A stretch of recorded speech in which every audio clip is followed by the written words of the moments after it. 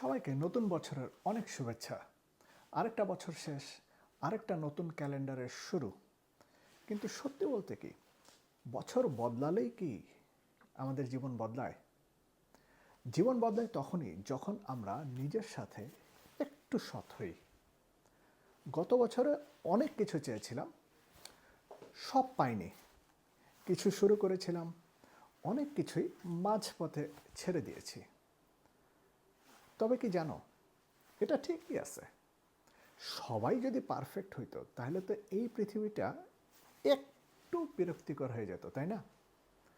নতুন বছর মানে এই না যে একদিনেই সব ঠিক হয়ে যাবে। নতুন বছর মানে আরেকটা সুযোগ, নিজেকে আরেকবার বলার সুযোগ। ঠিক আছে, গতবার হয়নি, আরেকবার চেষ্টা করি। এই বছরটা যেন শুধু প্ল্যানের বছর না হয়, এই বছরটা হোক অ্যাকশনের বছর। কম কথা, কাজ বেশি, যেটা আমাদের বাঙালিদের সবচেয়ে বড় সমস্যা। বেশি কথা বলি আমরা, বেশি স্ক্রলিং করি, কম স্ক্রল, বেশি ফোকাস, কম ভয়, বেশি সাহস।